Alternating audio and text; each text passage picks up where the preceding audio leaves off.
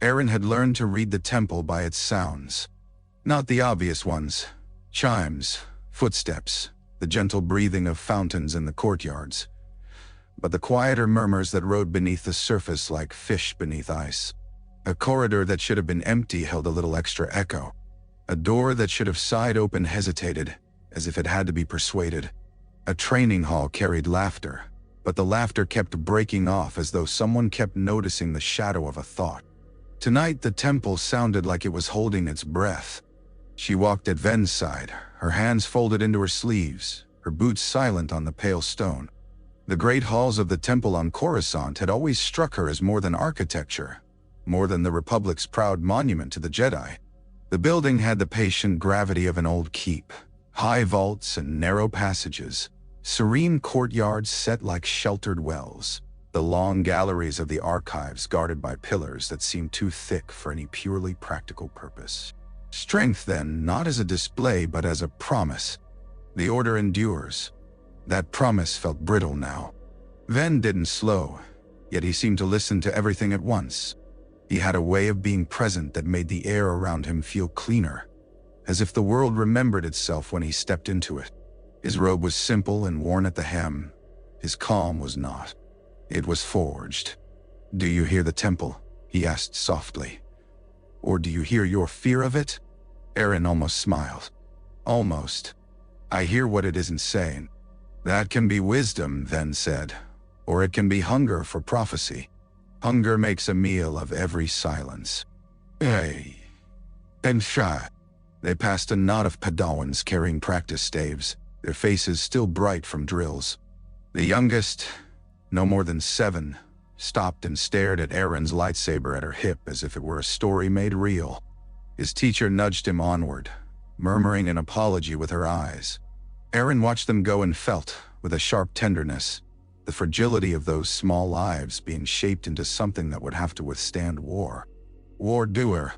The word had become common enough in the temple that it no longer sounded profane.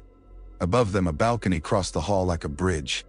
A figure stood there, still as carved stone, his cloak hanging in severe folds. Even at this distance, Aryn could feel the pressure of his attention like a hand placed flat against her chest. Zym died. Grand Master, voice of the council, weight on the spine of the order. Ven bowed his head in brief respect. Aryn followed, heart tightening as she did. Zym did not return the gesture. He simply watched, and for a heartbeat Aryn imagined that if she could see his eyes clearly, she would find not suspicion, not anger, but calculation, like a commander counting the cost of a defense he had not chosen. Aryn looked away first. It felt like failing a test. They took a turn toward the council chambers. Guards stood at the arch, robes drawn close against the chill that came from the stone. Not cold exactly. Something else. The sensation of a great room waiting behind that arch as a throat waits behind clenched teeth. Ven paused. "You've been restless," he said, gentler now. "The reports from the fronts, the rumors of peace talks." "Rumors don't sting," Aryn said. "It's the certainty that does. The certainty that everyone wants a simple ending." Ven's mouth softened. "Simple endings are for children's tales." "I know," she said, and surprised herself with the heat in her own voice. "But the Senate wants one. The people want one. Even some of the Order want one. They talk about peace negotiations as if the Sith have suddenly become reasonable." Ven's gaze sharpened at the word, but he didn't scold. He rarely did. He taught by turning things in his hands until the lie fell out on its own. "Reasonable?" he repeated. "The Sith are many things, but they are never reasonable for our comfort. Remember that." From beyond the arches, the hum of voices rose and fell like distant surf. "Your place is not in there," Ven added. "I know," Aryn said again, but her feet wanted to keep going. Her instincts were like dogs straining against a leash. Ven touched 2 fingers to her brow. An old gesture, a blessing, a reminder. His fingertips were warm.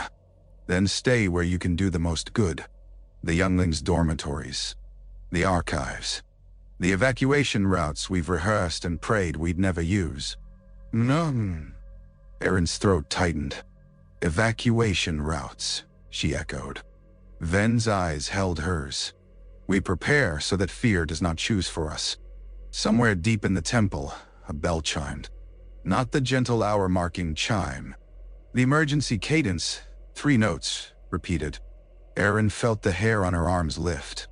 Ven's hand dropped, and for the first time she saw it. A tension in him, a coiled readiness that had nothing to do with the calm he wore like a cloak. The temple is speaking now, Ven said quietly. Go. Aryn turned, robe sweeping, heart beginning to sprint.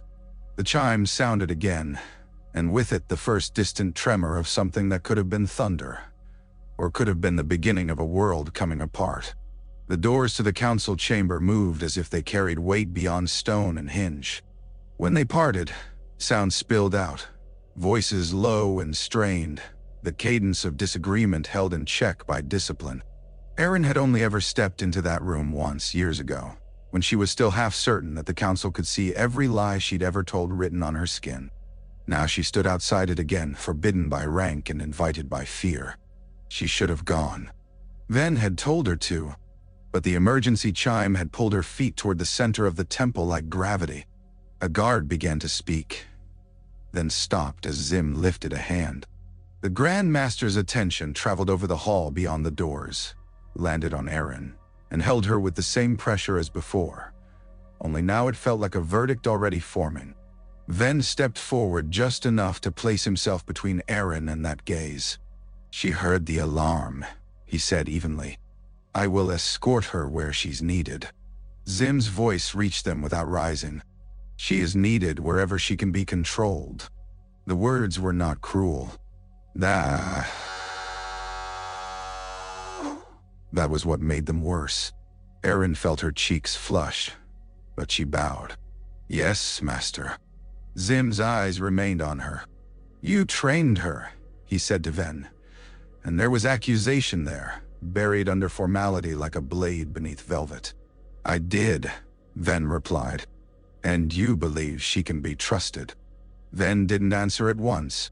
For a heartbeat, Aryn heard only the faint crackle of the holomaps inside. Starfields, hyperspace routes, the thin white lines of supply chains, and the thick red bands of war. I believe she can be directed, Ven said finally. Zym's gaze narrowed, as if he didn't like the difference. Then direct her. Aryn wanted to say something, anything. That she wasn't reckless, that she wasn't a child, that she could feel the fracture in the force like a fault line underfoot, and she was trying to keep people from falling into it. But the council chamber itself seemed to swallow words. It was a place built to make speech smaller. Ven guided her away with a light touch at her elbow. As they moved, Aryn caught a glimpse past the doors. Masters seated in a ring, faces half obscured, some angled toward the holomaps and some angled toward each other. She saw one clenched fist on a knee. She saw another master with eyes closed, breathing as if in pain. She saw the holomap of Corasont, the Republic's heart, and around it the void littered with tiny, glimmering icons. Ships, fleets, the geometry of violence. Peace negotiations, the Senate called them. In the council chamber they looked like bait. In the corridor beyond, Ven slowed. The temple's emergency lighting had shifted, a faint amber pulsing along the floor. The air itself seemed to taste of metal, like a storm about to break. Aryn spoke before she could stop herself. The negotiations, are they real? Ven's face didn't change, but the force around him tightened. Real enough to kill people. That's not an answer, she said, and hated how young it sounded. Ven stopped. He faced her fully, his expression the kind that made her straighten without thinking. The way she had as a Padawan when she sensed she was standing on the edge of something important. The Sith have requested talks, he said. The Senate believes it is a chance to end the Great Galactic War without bleeding out the last of our strength. Many senators would sign away half the stars if it meant their voters could sleep without hearing casualty numbers. Nay, Gantan, no Bain. And the council? Aryn asked. The council hears the same offer, Ven said, and feels the same hunger in it that you feel in the temple's silence. Aryn's stomach nodded. So why are we still here, acting like this is normal? Because, Ven said, voice low, our duty is to stand where we are, until we must stand somewhere else. Panic is contagious. So is courage. Aryn swallowed. Then tell me what you need. Ven's gaze softened again. Go to the archives. If the alarm becomes evacuation, you know the routes that bypass the main halls. You will take the youngest first. You will take holocrons only if you can do so without leaving a living being behind. Nay. What about you? She asked. Ven's eyes flicked, briefly, toward the council chamber. I will be where the temple is attacked. Aryn stared. Attacked? You think? Ven's hand lifted, silencing her without touching her. Listen, he murmured. Beyond the temple walls, far away, the city's traffic roar should have been constant, a distant ocean. Instead, there was a pause, a strange thinning, as if the entire planet had turned its face toward the sky. Then the sound came, not thunder, not storm, but the deep, sustained groan of mass moving through atmosphere. The kind of sound you heard in wartime when the heavens themselves filled with metal. Aryn's breath stopped. Ven's calm finally cracked enough to show what lived beneath it. Absolute readiness. Go, he said again. This time Aryn obeyed, robes snapping behind her as she ran, and the temple's amber lights pulsed faster under her feet like a heartbeat that had begun to race. Malgus had always hated the moments before a battle, when the body had too much time to remember itself. He stood in the troop bay of the assault carrier and listened to the ship's bones creak around him. There was vibration underfoot, the thrum of engines held in readiness, and above it the faint hiss of recycled air, damp with the breath of hundreds of soldiers. The scent was oil, metal, and something sharper. Anticipation that curdled into cruelty. His helmet was off. He preferred to taste the air, to know the place by more than sight. He preferred to feel the fear of others too, like heat from a fire. Not because he was a beast, because fear told the truth. Eleena stood near the wall, arms folded tight against herself. Her leku were wrapped in a scarf the color of old blood, but her eyes remained bare. She wore no armor, only a dark cloak, and the simple clothes of a civilian who had followed the Empire's war machine because she believed in him. That belief was a tenderness Malgus had not earned. A hollow projector flickered to life. Angrel's face formed in blue light, hard angles carved by ambition. His eyes were cold even as light. Malgus, Angrel said, voice carrying through the bay without shouting. Your strike team has its target. The Jedi Temple, Malgus replied. Angrel smiled as if at a private joke. The heart, yes. We will tear it out and show the Republic that its guardians bleed like any other. Malgus felt the old familiar surge, hatred braided with purpose. He had killed Jedi before. On Korriban, on Alderaan, in the ruins of forgotten worlds where lightsabers hissed in dust-choked air. Each kill had been a lesson. Each lesson had shaped him into something the Empire could use. And yet, tonight, the target was not simply Jedi. It was a symbol. Angrel continued. The negotiations will keep their fleet's attention divided. Their Senate will believe itself safe. Their defenders will be late. Negotiations, Malgus repeated, tasting the word like poison. Angrel's eyes narrowed. Do not pretend to moralize. Deception is a tool. It is, Malgus said. But even tools can break in the hand. Angrel leaned closer to the holoprojector, his face large now, almost intimate. Your task is simple. Lead the strike team through the breach point, reach the temple's central tower, and kill whoever stands in your way. Kill their masters. Kill their council if you can. Burn their archives. Leave nothing for them to rebuild from. Me. Elena's breath caught. Malgus heard it and felt something in his chest tighten, a muscle he'd long ago decided he did not need. He made himself look at her. Her eyes were wide, but she did not plead. She would have if he'd given her permission to be weak. Angrel's voice sharpened. "Do you understand?" Malgus didn't answer immediately. In the Force, he could feel the Emperor's presence like a distant star. Not close, not personal, but inevitable. Vitiati did not speak to him now, not directly. And that absence itself was a command. The Emperor had ordered this. Therefore it would happen. "I understand," Malgus said at last. Angrel's image flickered. "Good. Glory to the Empire." The projection vanished.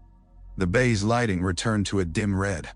Sith troopers rose from their crouches, checking weapons, sealing armor. A low chant began somewhere. Half prayer, half threat. Eleena stepped closer. She reached for Malgus's hand with a hesitation that almost made him angry. She touched his gauntlet with her fingertips as if trying to memorize the texture, as if she could keep him from becoming something else simply by reminding herself that he had skin beneath metal. "You'll come back," she said. It was not a question. It was an order she had no right to give. Malgus looked down at her hand. He remembered abruptly. Another touch. Another life, before the Empire had remade him. Softness, warmth, the lie that love could domesticate power.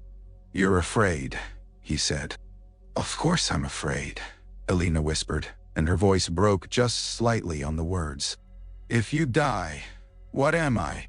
Malgus's jaw tightened.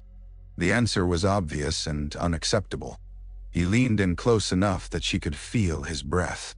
"You are mine," he said, and hated himself for the comfort it gave her. Elena's eyes shone. "Then don't leave me." Malgus straightened. The chant grew louder.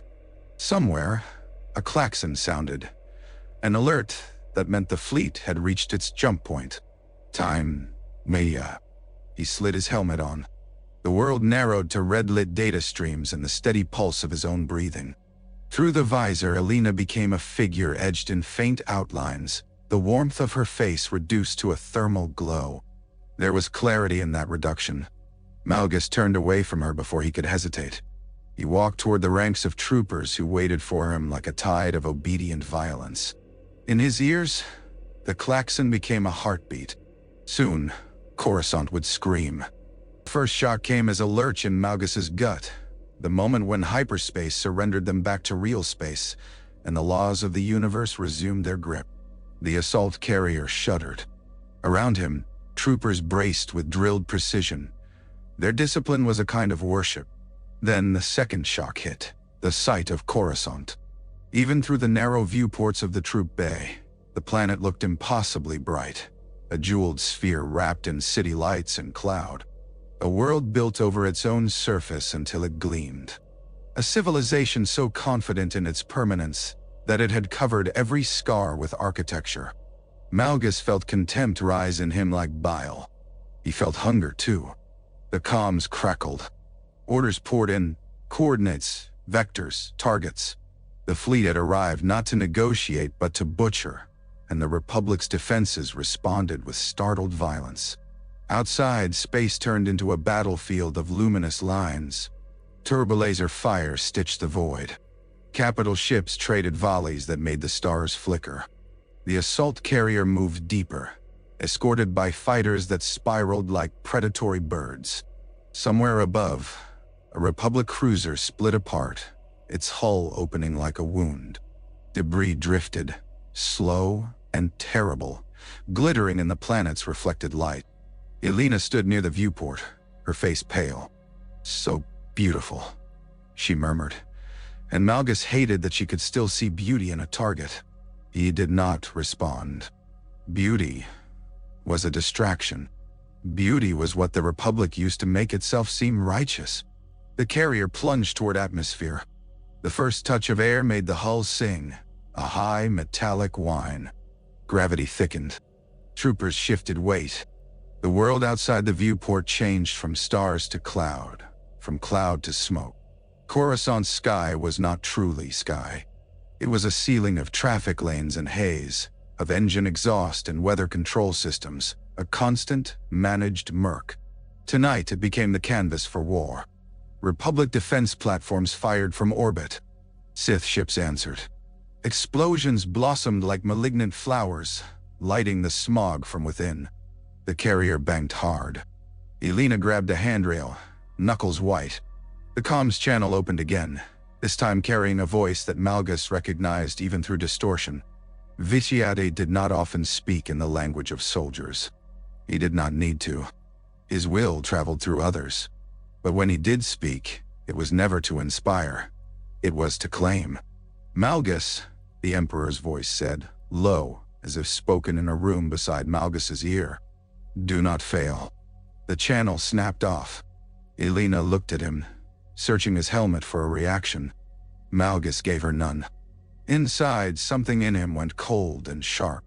The Emperor had noticed him. That was a privilege and a curse. To be seen by Vitiate was to be measured, and to be measured was to be found wanting. The carrier's ramp mechanisms clanked. The troopers checked weapons again. Red status lights flashed.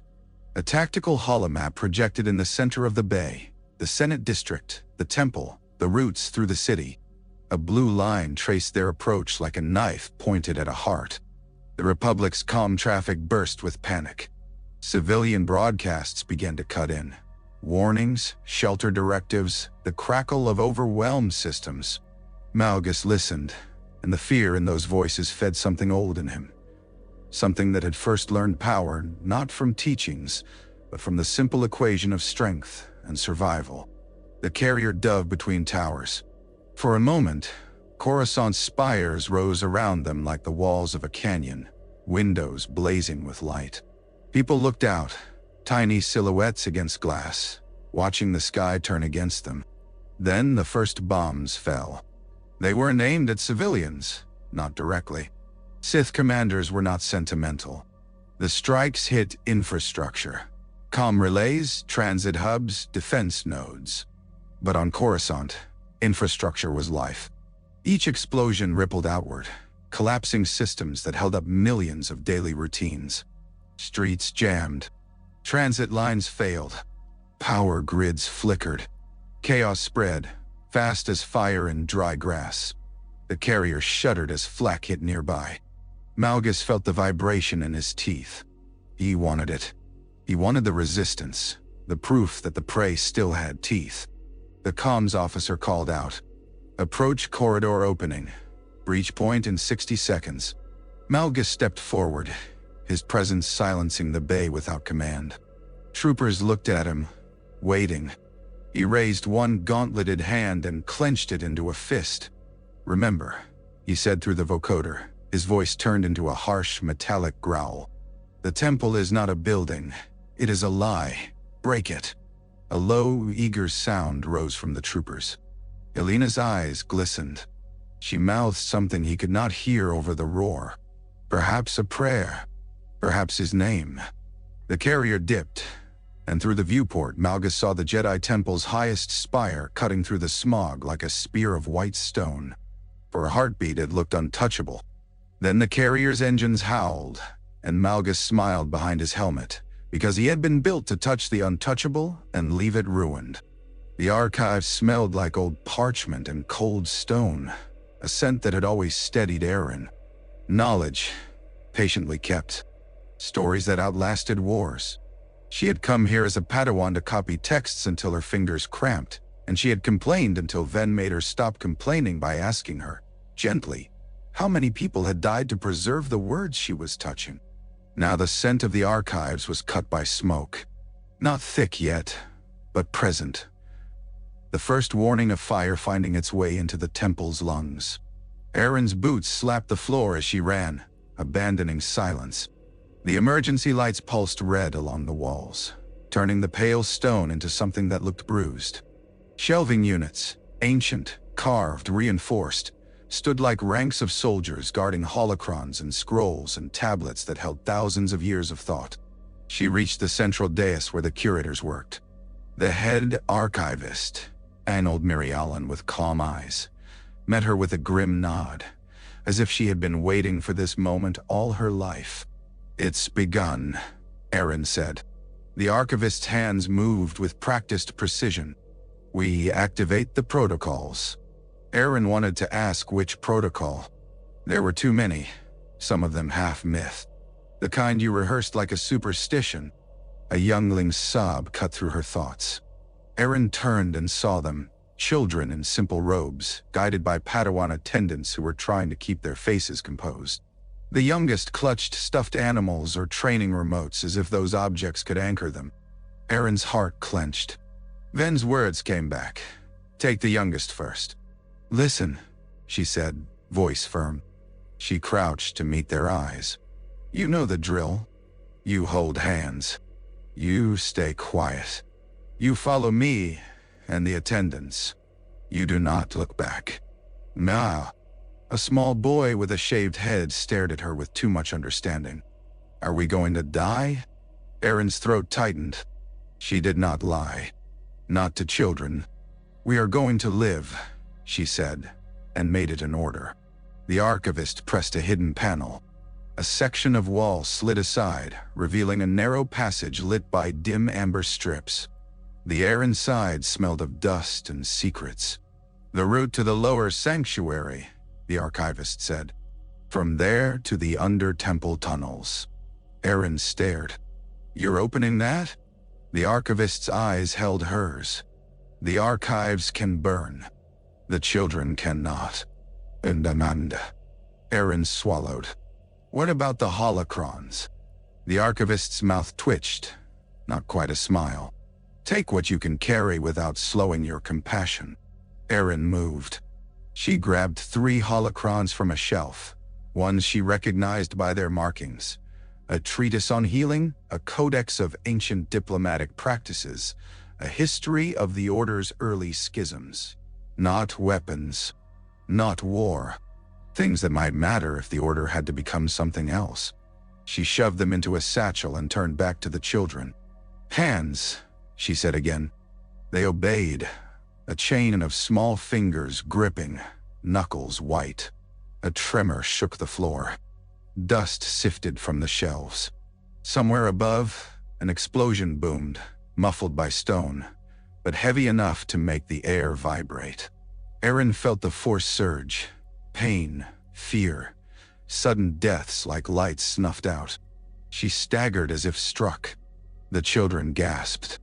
"Keep moving," she said, teeth clenched. "Breathe with me. In, out." They followed her into the hidden passage. As the last child disappeared into the tunnel, Aryn glanced back down the archives hall and saw Ven at the far end. He had arrived without sound, as if he'd stepped through the temple's own will. His lightsaber was in his hand now, unignited, but even dormant it seemed to hum with potential. He met Aryn's gaze.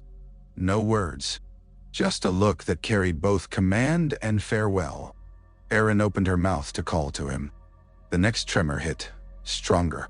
The archive's lights flickered. A section of shelving toppled, scroll cases spilling like bones. Ven turned away, moving toward the main hall. Aryn forced herself to turn into the tunnel, dragging the door panel closed behind her. Stone slid into place with a final heavy sound. In the darkness of the passage, surrounded by children's breathing, Aryn felt the temple's heartbeat stutter. And she knew with an awful clarity that this was not just an attack. It was an execution. The breach point was elegant in its cruelty. A squad of Imperial engineers had targeted the temple's outer defenses, cutting through a section of reinforced wall that the Jedi had built centuries ago in the belief that no one would ever dare to assault it directly. The charges went off in perfect sequence, collapsing stone inward rather than outward, as if the temple itself had chosen to fall.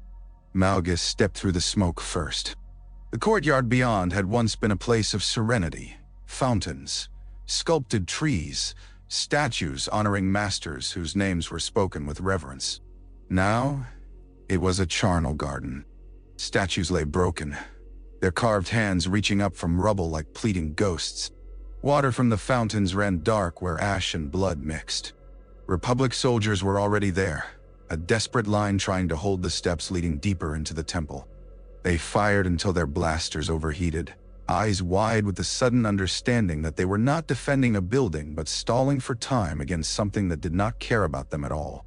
Malgus lifted his hand and closed his fist. The nearest soldier's weapon crumpled inward as if squeezed by an invisible giant. The man stared at the ruined blaster, then at Malgus, then at his own chest as it buckled. He fell without even the dignity of a scream. Troopers surged past, disciplined as wolves. The temple guards met them on the steps, Jedi in lighter robes with sabers igniting in a sudden blaze of color. Malgus felt the familiar rush as the force met itself in opposition. Light, trying to hold. Dark, trying to break. His own saber snapped to life, a red blade like a wound in the air. He moved into the fight. A Jedi guard lunged at him with a shout, blade arcing toward Malgus's neck. Malgus turned just enough, let the strike glance off his saber, then drove forward with his shoulder. The guard hit the stone steps hard enough to crack bone. Malgus didn't bother finishing him. A trooper did with a shot to the head. Another Jedi, a woman with braid bound tight, fought like someone trying to prove something to the universe. She disarmed 2 troopers, severed a third's arm, and then Malgus was in front of her. She froze, the force recognizing him the way prey recognizes a predator it has never survived before. "You don't have to do this," she said, and her voice held that Jedi arrogance, the belief that words could tame slaughter. Malgus drove his saber through her midsection. Her eyes widened. Her hands went slack. Her blade died, hissing out. Malgus leaned close as her breath rasped. "I don't," he said. "I want to." He withdrew the blade. She collapsed on the steps, fingers twitching once, then still. The troopers took the stairs in a wave. Beyond the arch, the temple's main hall yawned, a long corridor lined with pillars and banners, the air cool and incense-scented even now. The emergency lights had turned it red. The color made the white stone look like exposed flesh. A distant boom rattled the ceiling. Dust drifted down in soft flakes. Malgus paused, letting his senses expand. Jedi were everywhere, moving, rallying, trying to shepherd civilians to safety. He tasted their fear and their determination. He could almost admire it, if admiration weren't so close to respect. Elena's presence flickered behind him at the edge of his awareness. She was not supposed to be this close. He'd told her to stay back. He'd told her, no. He'd never truly told her no. He pushed the thought away. Sentiment made soldiers sloppy. "Malgus," a trooper commander said, voice clipped. "Reports of a Jedi Master near the Central Hall. He's buying time for evacuations." Malgus felt the force tighten in anticipation. "Then we take his time away." He walked into the hall like a lord entering a conquered keep. His boots struck stone with deliberate weight. The troopers followed, weapons raised, their red optics sweeping. At the far end of the hall, a figure stood alone, robed dark against the red light. He held an unlit saber, head bowed as if in meditation. When he lifted his face, Malgus saw calm. Not fear, not rage. Calm, like a lake that had decided it would not reflect the storm. "Ven Zallow." Malgus felt a smile pull at his mouth beneath his helmet. Here was the kind of kill that would be remembered. Ven ignited his saber, its blade a clean line of light cutting the red haze. "Leave," Ven said, "or die." Malgus raised his own blade. "You first." They moved. First clash rang like a bell. Ven's blade met Malgus's with a force that made the air shudder. The collision threw sparks where the energy fields screamed against each other. For an instant they were locked, faces inches apart, Ven's eyes steady, Malgus's hidden behind a red-lit visor. Then Ven shifted, not retreating but angling, turning the lock into motion. He moved like water finding a crack in stone, slipping past Malgus's strength rather than opposing it head-on. Malgus adjusted. He fought Jedi who danced, Jedi who leapt, Jedi who tried to overwhelm with speed. Ven did not perform. Ven did not show. Ven fought like a man who had already accepted the cost. their blades blurred. Red and light intertwined, carving arcs through the smoky air. The temple's pillars, carved with ancient reliefs, caught the glow, making the stone faces seem to watch with silent judgment. Malgus attacked with power that would have broken lesser defenses. Ven absorbed it, redirected it, stepped inside it. Twice Ven's blade came close enough to Malgus's armor to leave a glowing scar, the metal sizzling. Malgus felt irritation flare. He pushed harder. Ven's expression didn't change. He breathed through the blows, as if each strike was another question the Force had asked him, and he had already found the answer. "You're wasting lives," Ven said between clashes, voice calm even as their sabers screamed. "For a spectacle." Malgus drove him back a step, boots scraping stone. "For truth." "Truth," Ven echoed, and there was something like sadness in the word. The Sith always call it truth when they want to excuse hunger. Malgus snarled and slammed forward with a forced push. Ven slid backward, robe snapping, but he didn't fall. He planted himself, blade raised, and the force around him hardened. Malgus felt it, the quiet strength of a Jedi who had rooted himself not in emotion but in purpose. Good, Malgus thought. Let him be strong. Let him be worthy. He wanted to break something that mattered. A scream sounded from above. Malgus's visor flicked up data. Multiple life signs fleeing along the balconies, small ones among them. Children. Ven's jaw tightened. For the first time Malgus saw it, Ven's attention split just slightly toward those fleeing lives. That was all Malgus needed. He feinted left, then drove right, not at Ven's blade but at his body. Ven parried, but his angle was wrong. Malgus's saber slid under Ven's guard and burned across his side. Ven hissed, stepping away, blood darkening his robe. Ven's calm did not break. "You think that makes you strong," he said softly. Malgus leaned close, blade held ready. "It makes me effective." Ven's eyes flicked, again toward the balcony. A Padawan, older, trying to shepherd younger ones, stared down with terror. Their gaze met Ven's. Ven's mouth moved. "Silent. Go." The Padawan pulled the others back, disappearing. Malgus felt a strange heat in his chest. Anger. Not at Ven.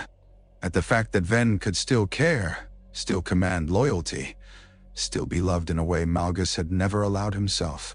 Eleena's presence pressed closer, and Malgus tasted her fear like sweet wine. She was watching. She would see him hesitate if he did. He would not. Malgus struck. Ven met him. Their blades locked again, and Malgus poured the force into the clash, turning it into a crushing weight. Ven's knees bent. His teeth clenched. Ven looked up, eyes meeting Malgus's visor, and Malgus felt, impossibly, a flicker of compassion aimed at him. It made Malgus furious. He broke the lock with a vicious twist and drove his saber straight through Ven's chest. Ven's eyes widened. The light in them did not dim at once. It held, stubborn and bright, as if refusing to accept that this was the end. Ven's lips parted. He tried to speak. Malgus leaned close enough to hear the breath rattle in Ven's throat. Ven whispered, and the word was a thread of a prayer.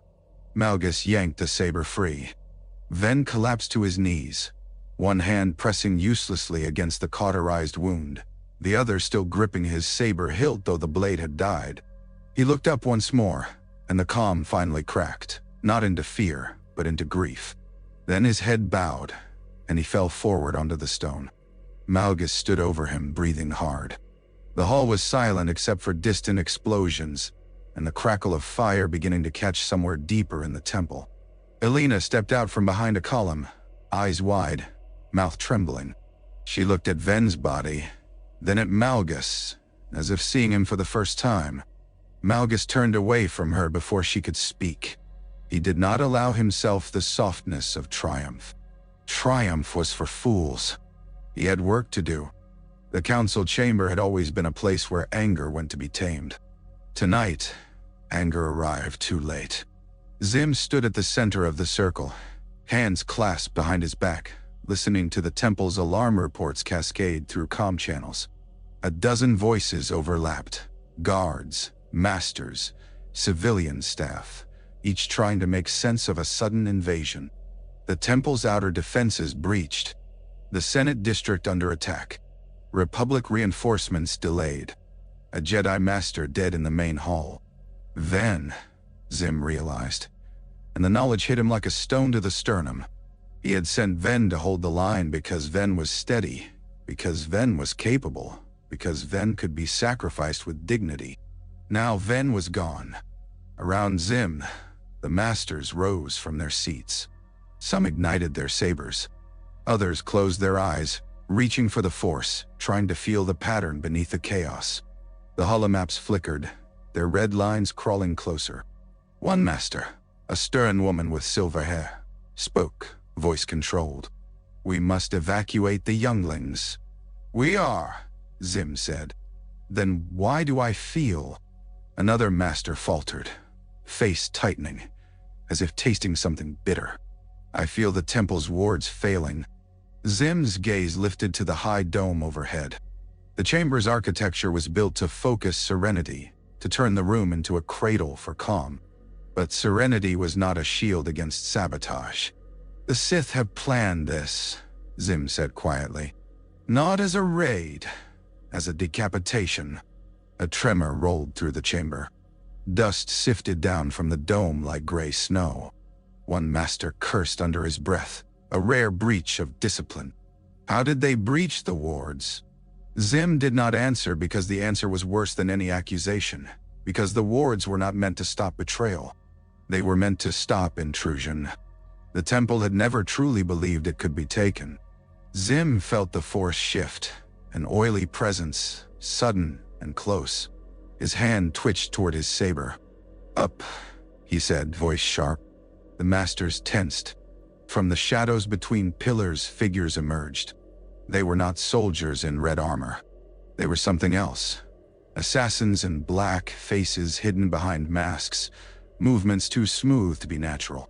Their sabers ignited, red blades cutting through the chamber's solemn geometry like blood on parchment.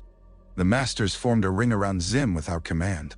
Sabers lit in response, a burst of color in the dim light. For a heartbeat, the chamber looked like it had always promised to be. Jedi unified, calm in the face of darkness. Then the assassins moved. They did not attack with the fury of Sith warriors. They attacked with precision. They darted in and out, blades aimed at throats, wrists, hearts. Their goal was not to win honor. Their goal was to kill. Zym drew his saber at last. The blue blade flared to life, and he stepped forward. The first assassin came at him low. Zym parried, the impact jarring his arm. The assassin twisted, trying to slip past his guard. Zym shoved him back with the force, the figure skidding across the floor, boots leaving faint scratches in the stone. A master to Zym's left cried out as an assassin's blade took her leg. She fell, still swinging, desperation eroding calm. Zym's jaw clenched. "Hold the circle," he ordered. "Do not break formation." They tried. The assassins made it impossible. Their attacks were designed to provoke individuals into lunging, into leaving gaps. Every gap became a death. Zym moved with grim efficiency. His saber cut through one assassin's wrist, severing hand from hilt. He kicked the assassin back. Another rushed him from behind. Zym sensed it a breath before the strike, turned, and met the blade with a parry that sent sparks showering. The chamber's dome cracked with a distant boom.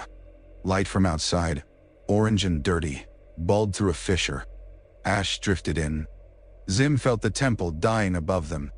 An assassin leapt for him, blade aimed for his throat. Zym raised his saber and met the strike.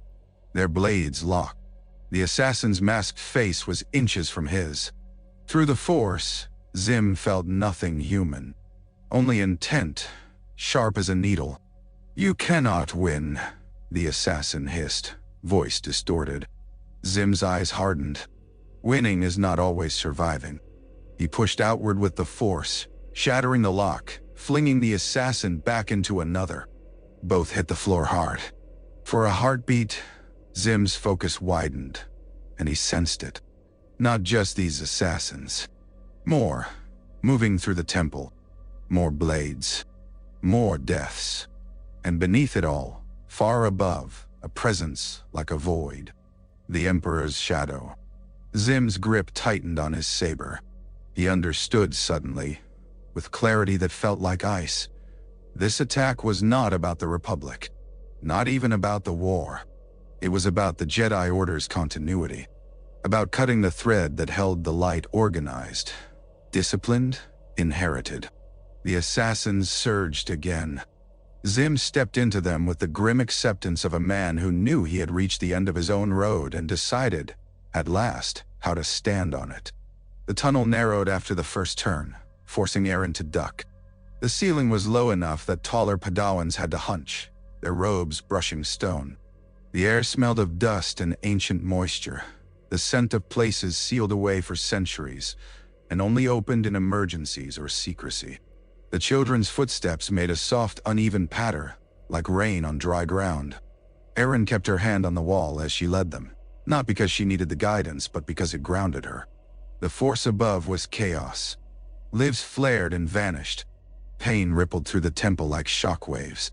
She counted the children by the feel of their hands in the chain behind her. Small. Smaller. Trembling.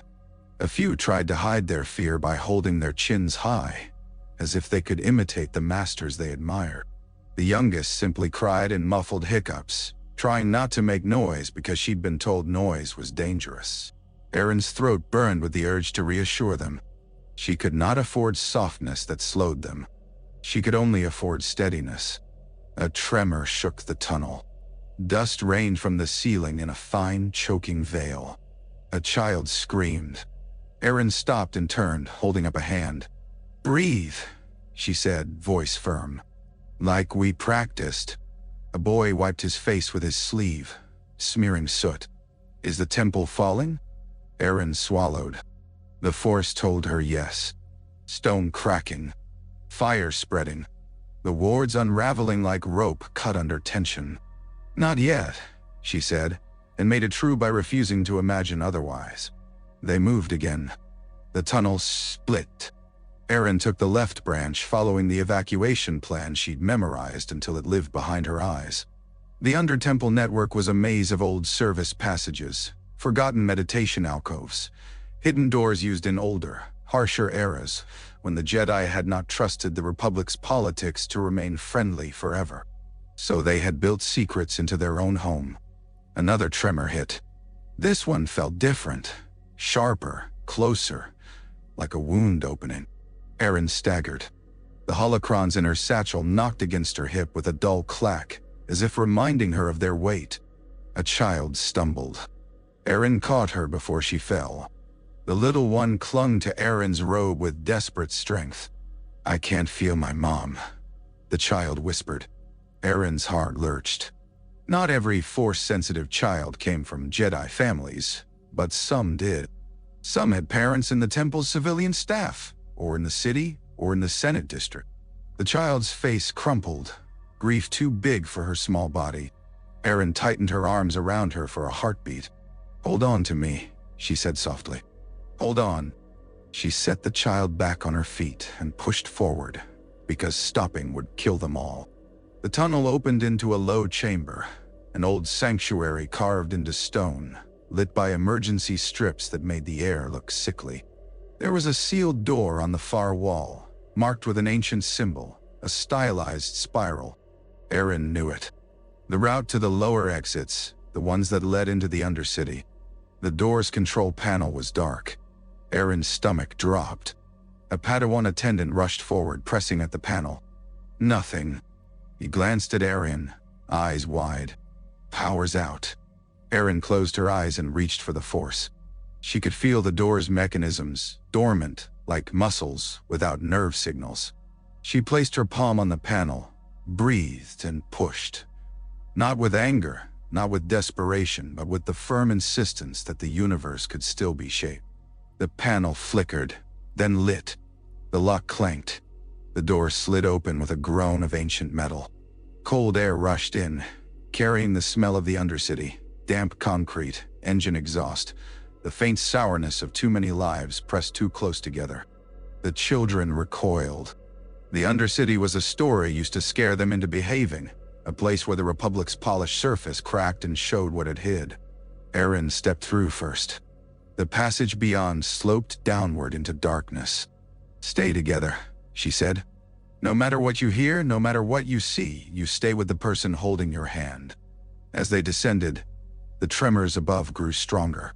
A distant rumble rolled through the stone like thunder trapped underground.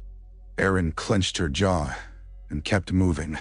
Behind her, the temple's heartbeat faltered. Ahead, the Undercity waited.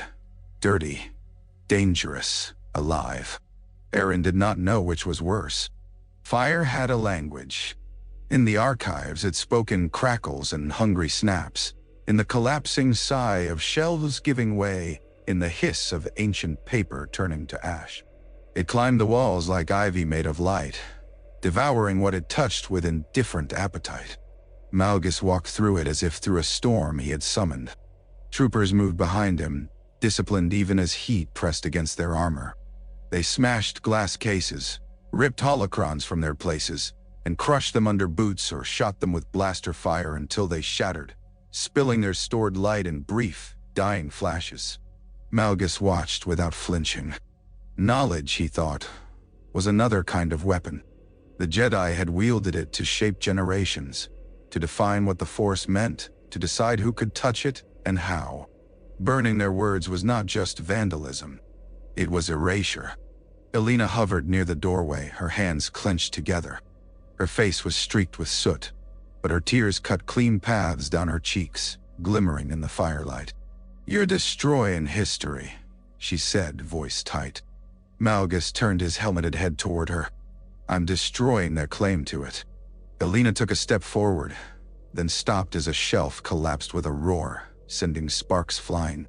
She flinched, not from the heat but from the violence of it, as if the very act of destruction offended some part of her that had not yet been fully consumed by the Empire. "They were books," she whispered. "They're not even fighting you." Malgus felt something in him tighten again, that same unwanted muscle. He could have ignored her. He could have ordered her away. Instead, he said coldly, "Books teach people how to fight." Elena's gaze flicked past him, to a burning shelf where a half-melted holocron glowed faintly, stubborn even as flames licked it. "They'll rebuild anyway," she said. "People always do." Malgus's jaw clenched. She spoke like someone who still believed in endurance as virtue rather than obstacle. He turned away from her and raised his saber. With one sweeping motion, he cut through a supporting pillar. The ceiling groaned. Troopers shouted, moving back as stone cracked. The archive structure, already weakened by bombardment, began to fail. Dust billowed. Fire surged, fed by the sudden rush of air. Eleena stared at Malgus in horror. "You'll kill your own men." Malgus's voice through the vocoder was flat. "They know the cost." Dart. A trooper stumbled, armor catching flame. Another dragged him away, their movements quick and efficient. No hesitation. No pleading. The Empire did not indulge weakness. Malgus walked on, deeper into the inferno, until he reached the central dais where the largest repositories had been kept. Here the heat was intense enough that even his armor's internal cooling system strained. The air shimmered.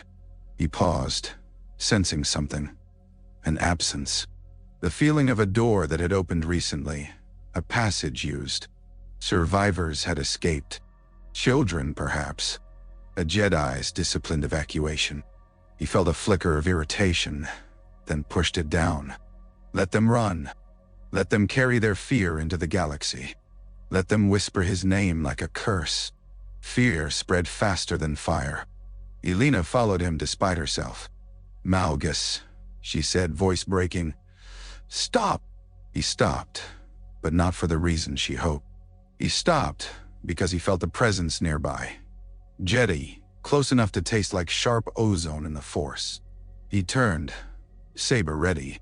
From behind a fallen shelf, a figure emerged. An older Jedi, robe torn, face smeared with ash. His eyes were wild, but his saber ignited with stubborn light. "You," the Jedi snarled, and his gaze locked on Malgus like a blade. "You did this." Malgus raised his saber in acknowledgement, almost polite. "Yes." The Jedi lunged. Malgus met him with one efficient strike. The Jedi's blade flew from his hand, spinning into the flames. Malgus grabbed him with the Force, lifted him off the ground, and slammed him into a burning shelf. The Jedi screamed as fire caught his robe. Eleena gasped. "Malgus!" Malgus watched the Jedi burn, expressionless behind his helmet. Then, without looking at Eleena, he said, "Leave this place." Eleena shook her head, tears falling. "Not like this, not." Malgus had snapped toward her. "Leave," he repeated, and this time the word carried a force that made her flinch as if struck. Eleena stumbled back, eyes wide with fear. Not of the fire, not of the Jedi, of him. Malgus turned away and walked toward the exit. Behind him, the archives collapsed in on itself with a roar, burying centuries of thought beneath stone and flame. In his mind, Angrel's order echoed, "Leave nothing for them to rebuild from." Malgus had obeyed. And yet, somewhere in the Undercity, he could feel the faint, stubborn thread of life pulling away. The Jedi were escaping. He would have to cut deeper. The council chamber became a grave in slow motion. It did not happen with one dramatic sweep, one heroic last stand that could be sung about. It happened in fragments. One master cut down while trying to reach another. One parry that came a heartbeat too late. One moment of compassion used as a lever for murder. Zym fought until his muscles screamed and his breath burned. He fought with the practiced economy of a man who had spent decades insisting that violence was sometimes necessary, even as he loathed it. He fought not to win because he had understood from the moment the assassins appeared that winning was no longer an option. He fought to buy time.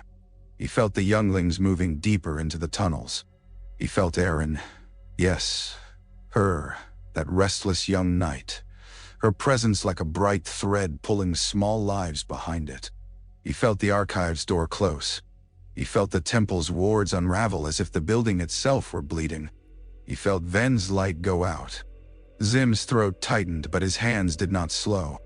An assassin's blade slid past his guard and sliced across his shoulder. Pain flared, bright and clean. Zym grunted and shoved the assassin back. Another assassin struck from the side. Zym parried, but the impact jarred his already injured arm. His saber trembled. A master behind him cried out, a short, sharp sound that ended abruptly. Zym did not turn. If he looked, if he let grief take shape, he would die faster. The assassins closed in, their movements tightening like a net. Zym's saber struck one assassin's mask, cracking it.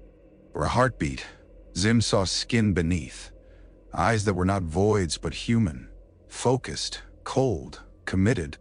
The assassin hissed and lunged harder. Zym pushed back with the force. The assassins staggered but did not fall. They were trained to resist. They were trained for this room. The temple shook again. A fissure in the dome widened. Dust poured in. The emergency lights flickered, then steadied, as if refusing to die quietly. Zym's grip faltered. His injured shoulder burned. His breath came ragged now. The assassins sensed it. A blade slipped under his guard and struck his saber hilt. Metal screamed. Zym's saber flew from his hand, skittering across the floor, its blue blade still ignited, cutting a shallow groove into stone before flickering out. Zym's heart dropped. He reached for the force, clawing for his weapon, but another assassin struck him hard in the chest with a force push that felt like a battering ram. Zym flew backward, slammed into a pillar, and slid down, vision blurring. He tried to rise. A boot pressed into his shoulder, pinning him. Zym looked up. The assassin above him held a red blade angled at his throat. The room behind was a ruin of fallen masters. Bodies lay among overturned seats, robes dark with blood. Their sabers lay scattered like dropped candles. The assassin's voice was distorted, but the satisfaction in it was clear. "The Grand Master," it said. "The head?" Zym's mouth tasted of blood. He forced himself to breathe slowly. "You think killing me ends us?" he rasped. The assassin tilted its head. "It ends your continuity. It ends your order. Without a center, you scatter. Without scattering, you die." Zym's eyes narrowed. "You understand us," he said, and the realization was bitter. The Sith had learned. They had studied. They had stopped treating the Jedi like opponents and started treating them like a system to dismantle. The assassin pressed the blade closer. Heat kissed Zym's skin. Zym closed his eyes for a heartbeat, not in surrender, but in communion. He reached outward with the Force, not seeking strength, but seeking connection. He felt the younglings again, moving. He felt Aryn's fierce determination. He felt the faint glimmer of other survivors, Padawans, healers, archivists, threads pulling away from the burning knot of the temple. "Good," he thought. "Go." He opened his eyes and stared at the assassin. "Do it," he said. The assassin hesitated. Not from mercy, from ritual. Even killers recognize the weight of cutting down a leader. Zym used that hesitation. He surged with the Force, not upward but outward. A shockwave of pure intent. The assassin's balance wavered. The boot lifted for a heartbeat. Zym lunged, grabbing the assassin's ankle, twisting. The assassin fell. The red blade swung down, slicing the air where Zym's neck had been. Zym rolled, gasping, reaching for anything. His saber, a fallen master's hilt, a piece of broken stone. His fingers closed on a fallen saber hilt. He ignited it. A green blade flared. Zym rose, wounded, shaking, and for a heartbeat the assassins recoiled. Then another red blade struck from behind. Pain exploded in Zym's back. His legs buckled. The green blade slipped from his grip. He fell to his knees again, breath punched out. The first assassin stepped close, red blade steady now, no hesitation left. Zym looked up, and in that final instant, he did not feel fear. He felt grief, not for himself, for the Order's center, for the weight he had held, and the way it would now fall. He pushed one last thought into the Force, a flare of intent aimed like a beacon toward the tunnels. Live. The red blade moved. Heat seared. Light vanished. Zym toppled forward onto the stone, and the council chamber became what the Sith had intended. A severed head. The Undercity was a different world, and it hated the temple's children on sight. Aryn led them through a service passage that smelled of sewage and old heat. Pipes ran along the ceiling like veins. The walls were damp, slick with condensation, marked with graffiti that looked like curses in bright paint. Somewhere nearby, a generator thudded, shaking the floor with dull rhythm. She found a chamber, an abandoned maintenance room with a broken door and a single flickering lamp, and shoved the children inside. The Padawan attendants followed, pulling the last few in before Aryn sealed the door as best she could with a piece of fallen metal. The room was too small, too close. The air filled with the sound of breathing and suppressed sobs. Aryn crouched among them, forcing herself to appear steady even as her own heart hammered. Above, the temple was burning. She could feel it. She could feel deaths like stones dropping into deep water, each splash of pain rippling outward. One of the older Padawans wiped his face with shaking hands. "Where are the masters?" he whispered. Aryn did not answer immediately. If she spoke the truth aloud, it would become heavier. "They're holding," she said finally, and hated herself for the softness of the lie. Not because it was false, because it was incomplete. Holding could mean seconds. Holding could mean dying. A child clutched her sleeve. "Can you call them? With the Force?" Aryn closed her eyes and reached. She felt scattered lights, some bright, some dim, some flickering. She felt Ven's absence like a gap in the air. She felt Zym's presence flare for a moment like a star, then vanish into darkness. Aryn's eyes snapped open. Her throat tightened so hard she couldn't breathe for a heartbeat. The Padawan attendant nearest her saw her expression and went pale. "Why? Quiet," Aryn hissed, because sound mattered here. Not just for Sith patrols. For the children. Panic was a fire. It spread. She forced herself to inhale slowly. Forced herself to look at the faces around her. Small, frightened, trusting. "We're going to stay here until the patrols pass," she whispered. "Then we move again." The older Padawan swallowed. "To where? There's nowhere safe on Corasont." Aryn's mind raced. The evacuation routes she knew were meant to lead to Republic safe houses, to Senate security, to Jedi allies in the city. But the Senate district was under occupation. Republic security was collapsing, and without the Temple's command structure, the Jedi were scattered. There was one option she could not ignore, even if it tasted like desperation. "We get off-world," she said. "Off-world," the Padawan repeated, as if the concept were fantasy. Aryn nodded once. "The Order has ships, hidden ones, emergency craft. We find one." "How?" he whispered. Aryn's jaw clenched. She didn't have an answer yet. She only had momentum and stubbornness. A distant sound drifted into the chamber. Boots on metal grating, measured and heavy. Voices in a language Aryn didn't understand, sharp and clipped. Then the sweep of red light under the door gap, scanning. The children froze, eyes wide. One began to whimper. Aryn grabbed him gently, pressing a hand over his mouth, holding him close. She could feel the patrol through the Force. Sith troopers, minds disciplined, alert. Not Sith lords, just soldiers. But soldiers with weapons and orders. The red light lingered. Aryn held her breath. The troopers moved on. The room exhaled as one. Aryn let the child go, and he sobbed silently into her shoulder. She held him, her own hands shaking now that the immediate danger had passed. In the flickering lamplight, she looked like what she was. Not a master, not a leader chosen by council, just a knight with too many lives in her care. Above them, the temple's death rippled again.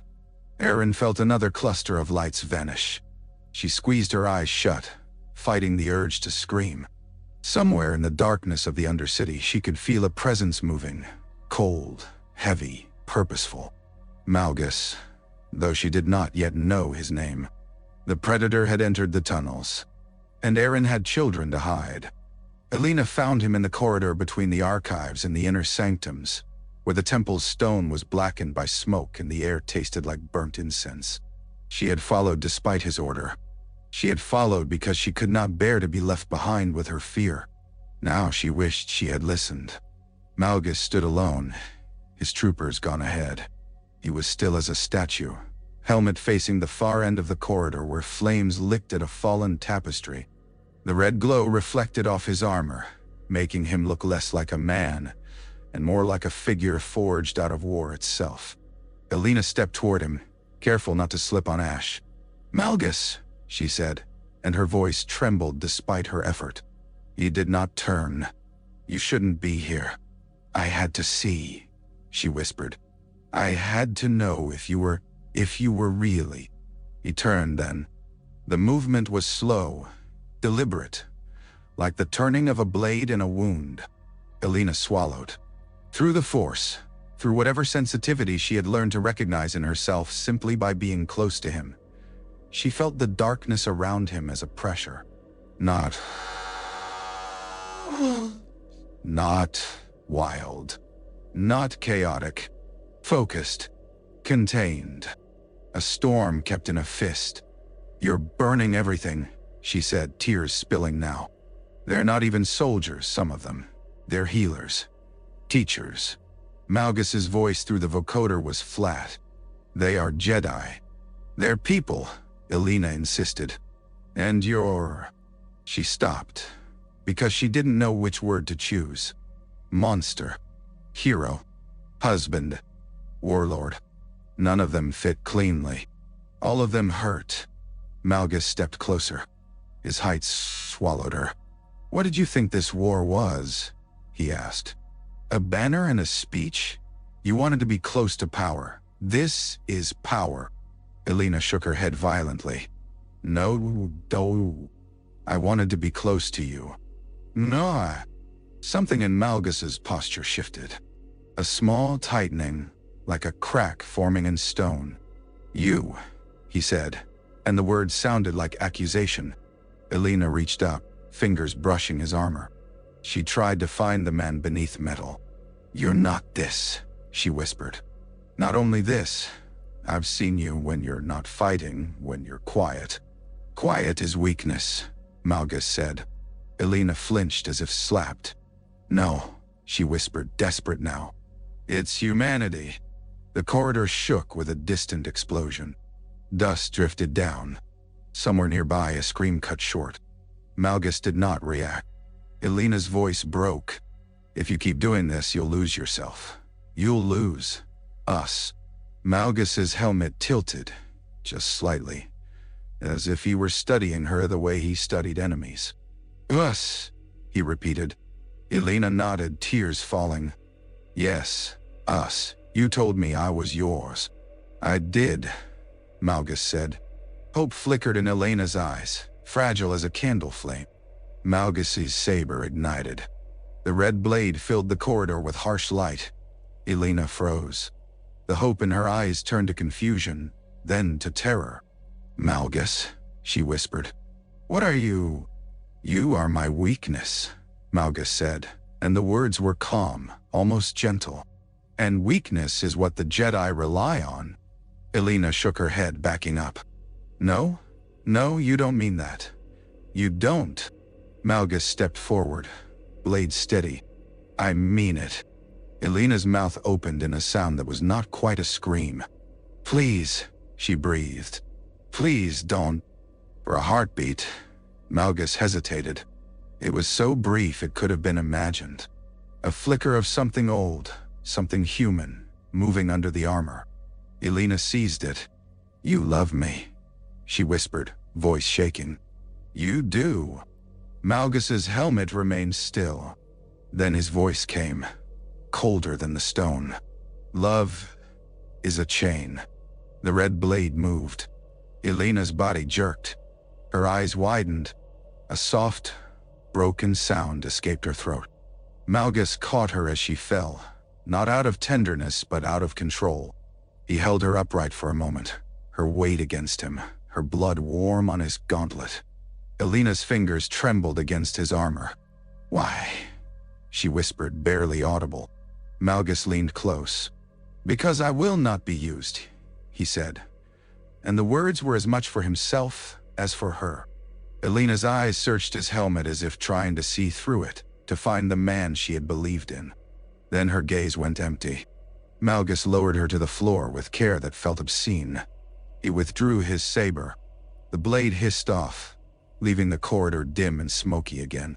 He stood over her body, breathing hard, and felt nothing. He told himself he felt nothing. In the Force, something shifted. A thread snapped. The darkness around him tightened, cleaner now, less complicated. A trooper's voice crackled in his calm. Lord, we've located survivors in the lower sectors. Malgus looked down at Eleena one last time. Her face was peaceful in death, almost as if she'd been spared the knowledge of what he had become. He turned away. Show me, he said, and he walked deeper into the temple's dying heart, leaving behind the only softness he had ever allowed himself, because softness had no place in the Empire's victory. The Undercity market was chaos-given architecture. Stalls made of scrap metal and stained cloth leaned into narrow alleys. Neon signs buzzed and flickered, casting sickly colors over faces slick with sweat. Vendors shouted over the rumble of distant explosions, trying to sell food, water, information, anything that could be traded for a chance to live another day. Refugees poured through the corridors like a flood, Senate clerks with ink-stained hands, maintenance workers in stained uniforms, families clutching bags packed too quickly. Above, the rich world burned, and down here, the poor world tried not to drown in the runoff. Aryn pushed through the crowd with the children close behind her, Padawan attendants forming a loose ring. Their robes marked them, even in the Undercity's grime. People stared, some with awe, some with resentment, some with fear. Aryn kept her head down. She pulled her hood up, trying to make herself smaller. It didn't work. The force around her, her own tension, the children's fear, was a beacon. "We move like this," she murmured to the Padawans. "No gaps. No stopping. Now." One of the attendants nodded, lips pressed tight. He was young, barely more than a child himself, but his eyes were hard with responsibility. They turned into an alley lined with broken droids and discarded engine parts. The smell of oil was thick. Aryn's boots slid on damp concrete. A child tugged her sleeve. "I'm hungry." Aryn's heart twisted. She glanced around. A vendor offered skewers of something sizzling over a portable heat coil. The scent made her stomach clench.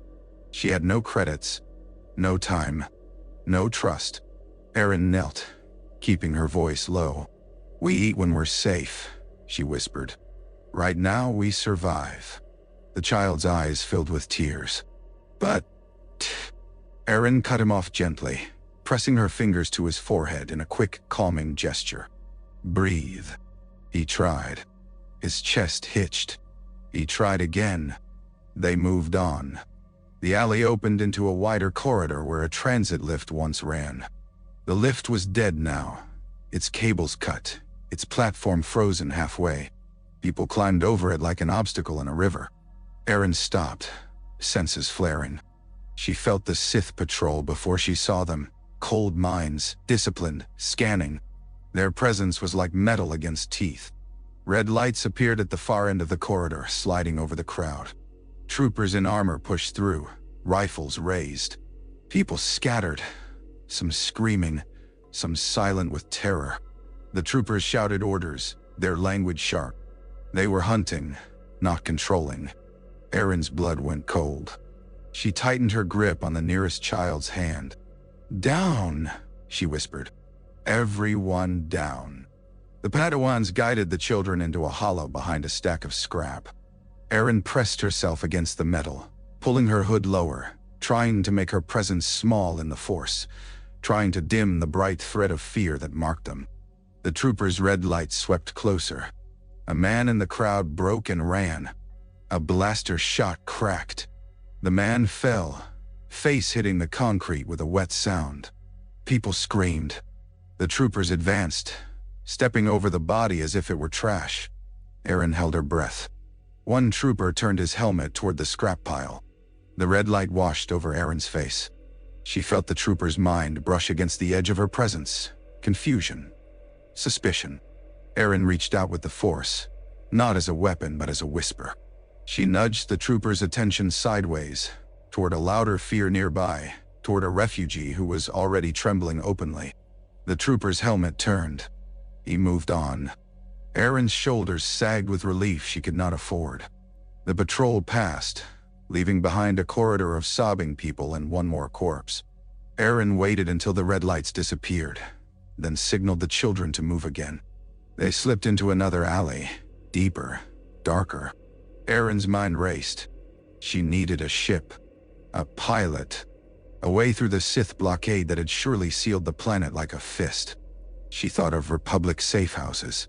Most would already be compromised. She thought of smugglers. Dangerous, but practical. She thought of the Temple's own hidden assets, emergency craft, coded signals. She did not yet think of hope. Hope was too fragile a thing to carry in this city. She thought only of motion, of keeping the children alive long enough for the galaxy to offer them an opening. Behind them, Corasont burned. Ahead, the Undercity swallowed them whole. The Undercity did not bow. Malgus expected fear. Fear was everywhere on Coruscant tonight, leaking from every crack. But he did not expect the Undercity's particular kind of defiance. Not courage, not rebellion, but indifference. This world had always lived under pressure. Sith occupation was only a new weight added to an old pile. He moved through corridors that felt like tunnels in a beast's belly. The walls sweated moisture. Pipes dripped. The air was thick with the smell of mold and oil. His armor's sensors adjusted, mapping the maze, marking heat signatures, flagging potential threats.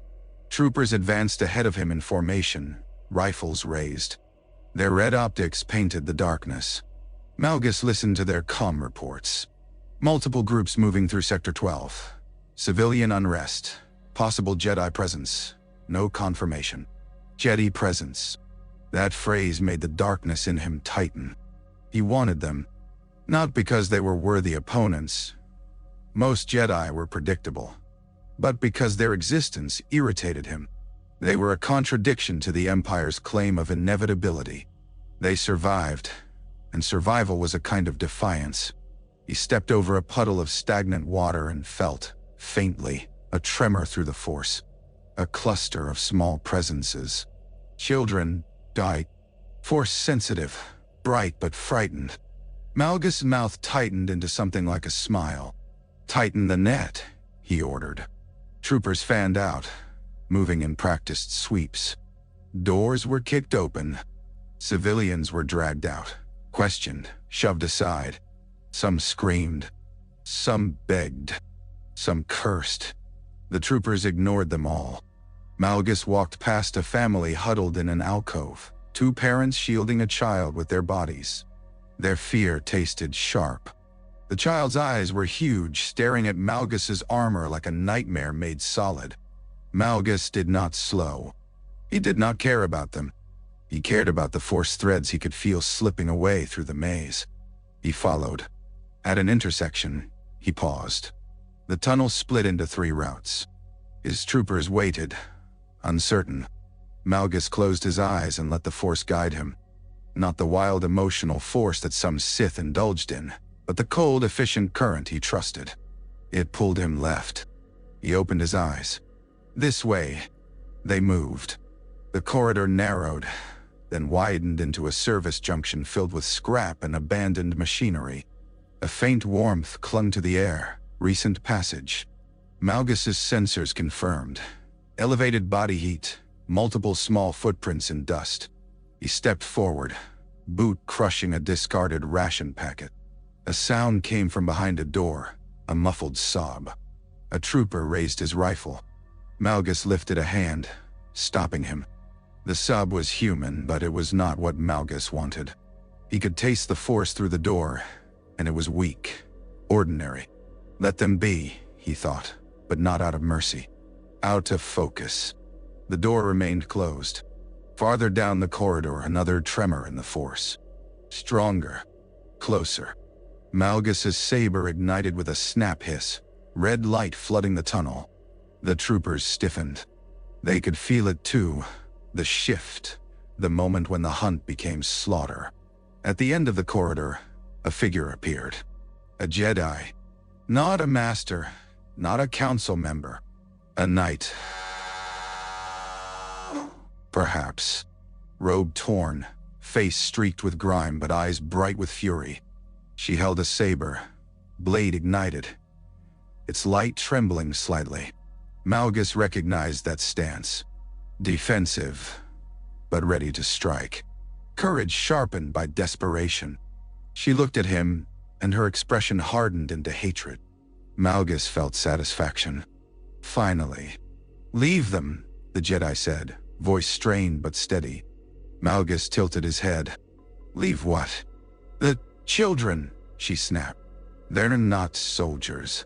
Malgus's red blade angled slightly, as if in mock consideration.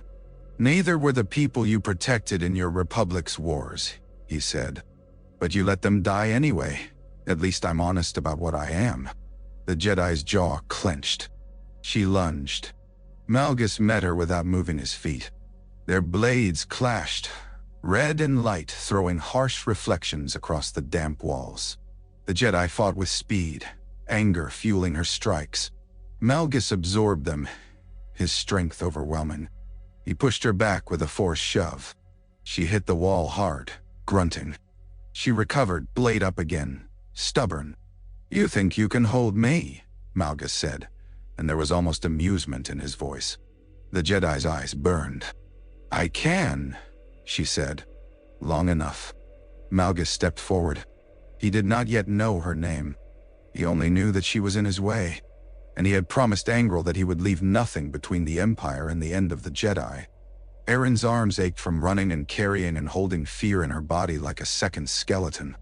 Now they ached from the saber's weight, the way it demanded she commit to each movement. Malgus moved as if the tunnel belonged to him. His strikes were not flashy. They were deliberate, heavy, designed to wear her down. Each time their blades met, Aryn felt the impact travel through her shoulders, into her ribs. Her breath came in short pulls. She forced herself to remember Ven's lessons. Do not meet strength with strength unless you can win. Turn it. Redirect. Make your opponent's power become his weakness. But Malgus was not a sparring partner. He did not play by the rules she had trained against. His power was not just muscle or technique. It was hunger given discipline. Aryn retreated a step, then two, keeping her blade between them. Behind her, she could feel the children's presences clustered, trying to stay silent. She had told them to hide. She had told them to run if she fell. She could not let herself imagine falling. "You're a knight," Malgus said, voice harsh through the vocoder. "Where's your master?" Aryn's throat tightened. Ven's face flashed in her mind, calm even as he died. Rage flared in her chest, hot and dangerous. "You killed him," she said. Malgus's helmet tilted slightly. "Yes." The casual certainty in that single word nearly broke her control. Aryn attacked, anger driving her forward. Her blade cut for his neck, then his side. Malgus parried with minimal motion, his red blade catching hers again and again as if he had already seen every strike in the Force before it happened. Aryn felt panic creep in. Not fear of death, fear of uselessness. She shifted tactics, leaping back, then striking low, aiming to cut his legs. Malgus stepped over the strike, then kicked her saber hand hard. Pain flared. Her grip nearly broke. She gritted her teeth and swung again, forcing her blade up to defend as Malgus advanced. "You're exhausted," Malgus observed, almost conversational. "Your compassion has made you slow." Aryn hissed. "My compassion is why they'll live." Malgus's blade snapped forward, and Aryn barely blocked in time. Sparks showered. The tunnel's damp walls caught the light, making them look like wet stone in a crypt. Malgus leaned in close. Aryn could feel the heat of his blade, the hiss of its energy field. "They will die," he said, voice low. "Maybe not tonight. Maybe not by my hand, but the galaxy will eat them. That is the truth you refuse." Aryn's arms trembled. "The Jedi don't refuse truth," she rasped. "We refuse your version of it." Malgus shoved her back with the Force. Aryn flew into a pile of scrap, metal clanging. Pain ripped through her shoulder. Her saber almost slipped from her grasp. She forced herself up, breath ragged. Her vision blurred for a heartbeat. Behind her, a child whimpered. Malgus's helmet turned slightly toward the sound. Aryn felt ice flood her veins. "No," she snapped, and threw herself between him and the scrap pile, blade raised. Malgus paused. The red blade hummed. For a heartbeat, the tunnel was still except for the slow drip of water and the distant rumble of war above. Then Malgus said, almost softly, "You should have left them." Aryn bared her teeth. "You should have never come here." She reached into her satchel with her free hand and pulled out a small holocron, palm-sized, its facets catching the red light. She didn't know why she grabbed it, instinct perhaps, or the desperate need to do something unexpected. Malgus's helmet tilted. "A toy?" Aryn slammed the holocron against the wall and poured the Force into it, not to activate it, but to break it. The holocron shattered, releasing a burst of stored light and sound. A recorded voice, ancient, calm, spilled into the tunnel, filling the space with a sudden resonance that was not Aryn's. The sound startled the children. It startled the troopers behind Malgus. It even made Malgus hesitate, his attention flicking to the unexpected presence. Aryn used that heartbeat. She threw a force push into the corridor's ceiling support, a weak section of old metal already corroded. The support buckled. A section of ceiling collapsed between her and Malgus, showering debris, dust choking the air. Troopers shouted. Blaster fire cracked uselessly into rubble. Aryn turned and grabbed the children's hands. "Run!" she hissed. Now. They ran. Aryn ran with them, dragging the slowest heart hammering, lungs burning, as behind her she heard the scrape of armor and the low, furious hum of Malgus's blade cutting through stone. She did not look back. She did not need to. In the Force, she could feel him coming, relentless as gravity. Generous had always believed the Senate could survive anything. He had watched it endure corruption scandals, border wars, internal rebellions, and the slow erosion of trust that came from governing 1,000 worlds with one voice. He had learned to bargain, to compromise, to survive. He had not learned how to bargain with annihilation. His office in the Senate district shook with distant impacts. Outside the windows, Coruscant's sky glowed with fire, ships burning in orbit, explosions flashing through the smog. The city's lights flickered, grids collapsing under strain. Inside, senators crowded the room, their fine clothes stained with sweat, their voices rising. They looked like nobles trapped in a besieged castle, still trying to argue over precedence while the gates splintered. "The fleet is gone," one senator hissed. "We can't hold. We can't surrender," another snapped. "Not to the Sith." Generous listened to them like a man hearing a storm through walls. His attention was on the document in front of him, a treaty drafted by an enemy and presented as mercy. The paper felt heavy, as if it carried the weight of worlds. Across from him stood the Sith envoy, cloaked in black, face serene. A diplomatic mask, but the cold satisfaction in the envoy's eyes was unmistakable. "The Empire offers peace," the envoy said smoothly. "Your people have suffered. Let them stop suffering." Generous's hand tightened on the edge of the desk. "You call this peace?" he demanded, tapping the treaty. "You're demanding reparations that will cripple our economy. You're demanding territory. You're demanding an imperial presence on Corasont itself." The envoy's smile did not waver. "Those are the costs of losing." "We haven't lost," a senator spat. The envoy's gaze flicked toward the window, where another explosion lit the sky. "Your temple burns." A hush fell over the room. Senators glanced at each other, fear sharpening. Generous swallowed hard. Jedi Temple, symbol of the Republic's moral spine, was more than a building. It was a reassurance the Senate had relied on even when it pretended it did not. Knowing that, somewhere nearby, disciplined guardians stood between civilization and chaos. Now that reassurance was smoke. "What about the Jedi?" Generous asked, voice raw. The envoy's eyes gleamed. "What about them?" "They've defended this republic for millennia," Generous said. "You can't expect us to sign away their rights." The envoy's tone turned almost gentle. "Chancellor, you are negotiating with a government that does not recognize Jedi rights, or Jedi existence as relevant. The order was an obstacle. It is being removed." A senator made a choking sound. Another crossed himself in an old core world gesture, superstition breaking through politics. Generous felt something inside him fracture. He had argued with Jedi before. He had resented their influence, their moral certainty, the way they could sway public opinion with a single calm statement. But he had never wanted them gone. He had never understood what their absence would feel like. It felt like standing on a bridge and realizing the supports were gone beneath you, and only air held you up. The envoy slid a pen across the desk. "Sign," he said, "and the bombardment stops. Delay and Coruscant becomes an example." Generous stared at the pen. His hand shook. A senator leaned close, whispering desperately, "We can regroup. We can—" Generous cut him off with a glance. He could feel the lie in the senator's hope. The Republic had been bleeding for decades. Its fleets were stretched thin. Its worlds were tired. Its economy strained. And now its greatest defenders were being cut down in their own sanctuary. If he refused to sign, Corasont would burn until nothing was left but ash and memory. If he signed, the Republic would live, wounded, humiliated but alive.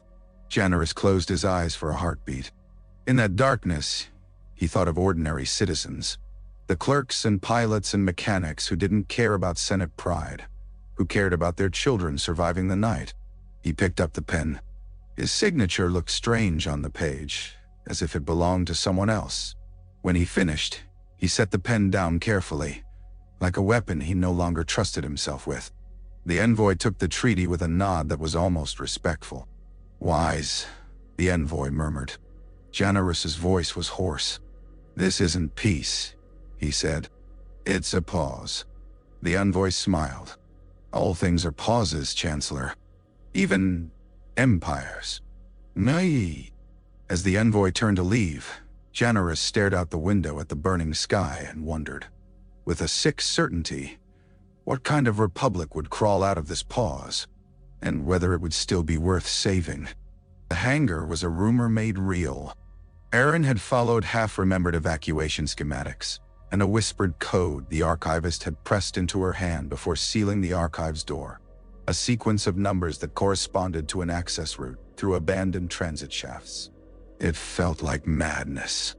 It felt like faith.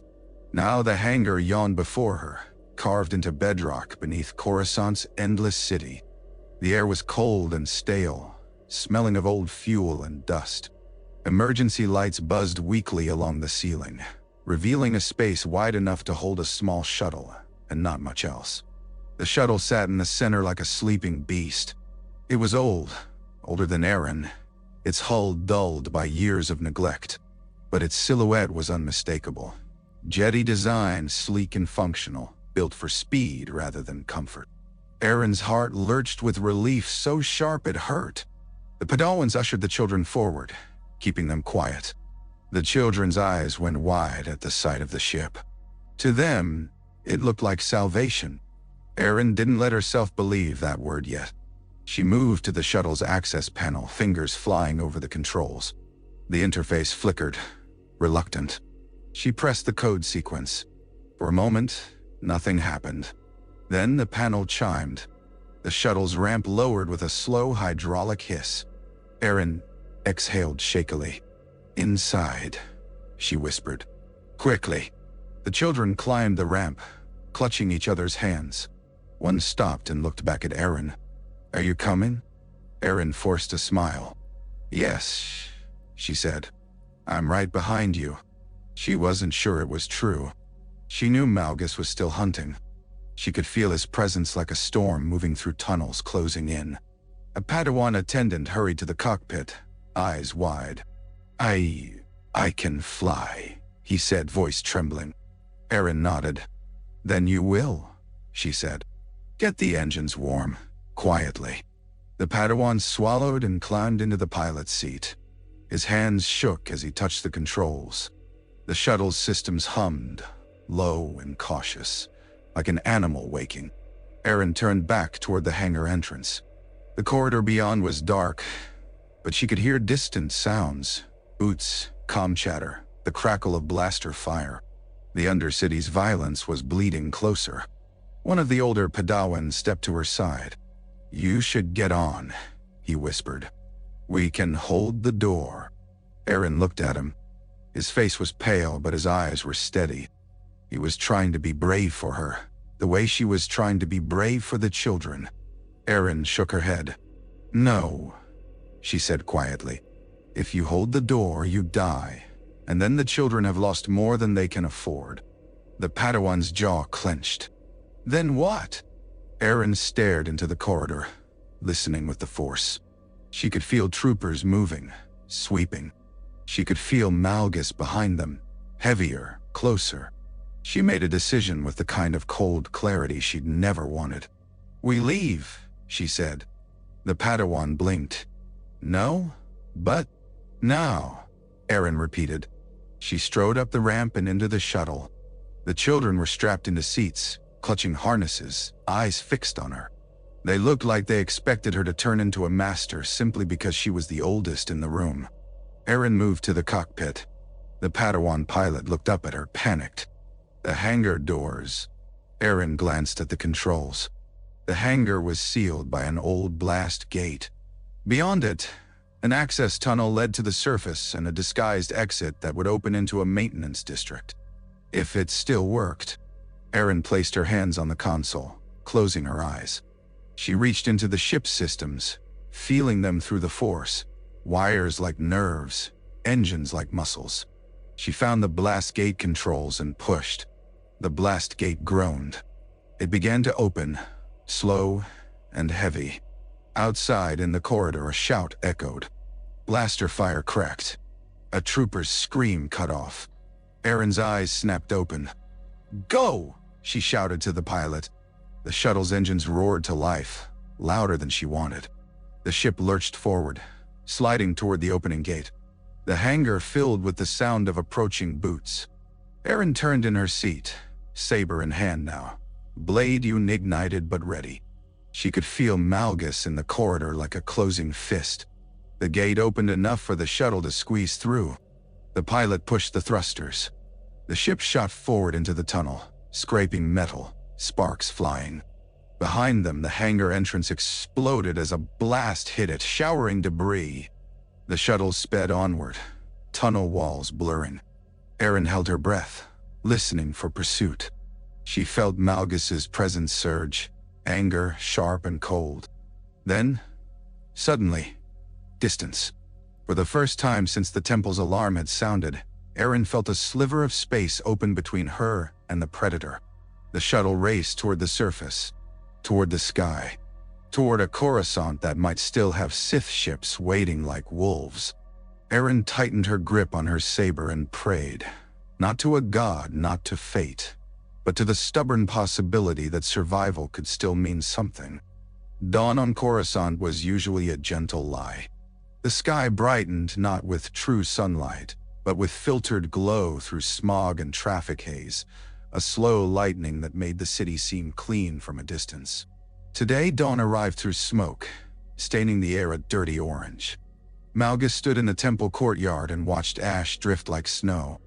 Around him, the temple's outer structures were broken. Pillars leaned at strange angles. Statues lay shattered. Sith banners, black and red, had been draped over the ruins, claiming the space with arrogant simplicity. Troopers moved through the rubble, dragging bodies, stacking the dead with efficient cruelty. Some Jedi corpses were burned beyond recognition. Some still wore expressions of shock, as if they had believed the temple itself would protect them. Malgus felt no satisfaction in the corpses. Satisfaction was fleeting. What mattered was consequence. He knelt and picked up a fragment of a holocron, charred and cracked. The facets no longer caught light properly. It looked like a jewel ruined by fire. He turned it in his gauntlet, feeling its weight. The Jedi had built their order on continuity, on teachings passed down, on discipline preserved, on rituals repeated until they became identity. Malgus had burned their books, crushed their holocrons, shattered their center, and still some had escaped. He could feel it, faint but present. Threads of force-sensitive life pulling away from the planet, slipping through cracks in the blockade, carrying fear and memory into the galaxy. Malgus tightened his grip until the holocron fragment crumbled into dust. A trooper commander approached, helmet gleaming red in the dawn's glow. "Lord," he said. "Casualty reports. The council chamber confirmed. The Grand Master is dead." Malgus inclined his head, almost in acknowledgement. "Good. The Republic has signed," the trooper added. "Occupation protocols in place. Quarantine established. We're sweeping for remaining Jedi." Malgus looked up at the temple's highest spire, now broken, smoke curling from it like breath from a dying beast. "Find them," he said. The trooper hesitated. Our sensors show a small craft leaving the Undercity sectors before the quarantine sealed. We've lost the signal. Malgus's jaw tightened. That would be her. The Knight. The one who had thrown rubble between them and vanished. Malgus felt something like irritation, and beneath it, something like respect. Not for her ideals, for her stubbornness. Then she will carry the story, Malgus said quietly. And stories can be hunted. The trooper nodded and moved away. Malgus remained, alone amid ruins, watching dawn crawl across the broken temple. In the distance, Corasont city still burned in places, smoke columns rising like funeral pyres. Republic citizens moved through streets like ghosts, stunned by the sudden collapse of their world's certainty. Malgus listened to the city's silence. It was not peaceful. It was the silence of a throat after screaming, raw and exhausted. He thought of Eleena's face, peaceful in death, and pushed the thought away. Weakness was gone now. The Empire had gained him whole. He turned toward the temple's inner halls and walked back into the ruins, because even victory required maintenance. And somewhere, far above, he could feel the Emperor's shadow, vast and hungry, turning its attention already toward the next move. Malgus did not know the full shape of that hunger. He only knew that it demanded obedience. And he had proven himself obedient enough to be kept alive. The shuttle's ascent felt like clawing out of a grave. It shot through maintenance tunnels, burst into open air, and for a heartbeat hung beneath Corasont's smog ceiling, engines roaring, heat washing over the hull. Then it angled upward, pushing toward the thinner layers where the city's light turned to haze, and the haze turned to sky. Aryn sat in the cabin behind the cockpit, surrounded by sleeping children. Exhaustion had finally claimed them. They lay strapped into seats, heads lolling, cheeks streaked with dried tears and grime. One child still clutched another's hand even in sleep, fingers intertwined as if afraid the universe might steal them apart if they let go. Aryn watched them and felt her chest ache with something that was not quite relief and not quite grief. In her lap sat a single holocron, the one she had not broken, the one she had kept because she couldn't bring herself to destroy everything in the name of survival. Its facets caught the cabin's dim light. It felt heavier than it should, as if it contained not just knowledge but obligation. Her hands trembled as she held it close. Above, the shuttle's engines strained. The pilot's voice carried from the cockpit, tight with fear. "We're approaching the quarantine perimeter," he said. "Sensors show Imperial fighters." Aryn closed her eyes, reaching with the Force. She felt the fighters like sharp points in the air, circling. She felt the Sith fleet above, heavy as a clenched jaw. She felt the Republic's broken defense net, holes everywhere. "We go through the debris field," Aryn called back, voice hoarse. "Use the wreckage as cover." The pilot hesitated. "That's... Do it," Aryn snapped, and heard herself sound like Zym. The shuttle banked hard. The cabin shifted. A sleeping child murmured and curled tighter into her harness. Aryn steadied herself, pressing her palm against the wall. Through the small viewport she saw it, orbit littered with wreckage, ships split open, glowing fragments tumbling slowly, trailing fire like blood and water. The shuttle slipped among them, engines throttled down, riding the chaos. An alarm beeped, fighter lock. Aryn's muscles tensed. She could feel the pilots' minds out there, cold and disciplined. She could feel Malgus's presence, like a distant iron weight, though he was not here, not in orbit, but his shadow seemed to stretch everywhere. A bolt of energy flashed past the shuttle, close enough to make the hull vibrate. The children didn't wake. "Hold steady," Aryn whispered, more to herself than to the pilot. "Hold."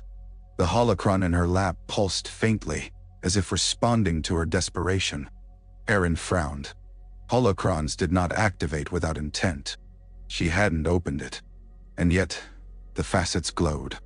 A tiny projector unit embedded in the holocron's base flickered to life, casting blue light into the cabin. A holographic figure formed, grainy, unstable, but unmistakably human. A woman in simple Jedi robes, her hair pulled back, her posture straight despite the distortion. Satele Shan. Aryn's breath caught. She had heard the name spoken in the temple with cautious respect. An older knight, a battlefield leader, someone who carried the war's weight with unusual clarity. Aryn had never met her. Now her ghost stood in the shuttle's dim cabin, lit by blue flicker, eyes sharp. "This is a contingency message," Satele's voice said, calm and steady, as if she were speaking across a quiet room rather than through chaos. "If you are seeing this, Corasont has fallen." Aryn's throat tightened. "Yes," she whispered, though Satele could not hear her. Satele continued, and her words felt like a hand on Aryn's spine, holding her upright. "If the temple is lost, the order must not be lost with it. Take the young. Take the knowledge you can. Do not cling to buildings. Do not cling to titles. Cling to what makes us Jedi." Aryn stared, tears burning her eyes. Outside, another bolt flashed. The shuttle jolted. Satele's hologram flickered but held. "You will be hunted," she said. "They will try to make you believe the light is a thing that can be killed. It cannot. But we can be scattered until we forget how to find each other." Aryn's grip tightened on the holocron. Satele's face softened slightly, as if she were looking at someone she could see. Someone like Aryn, running with children through darkness.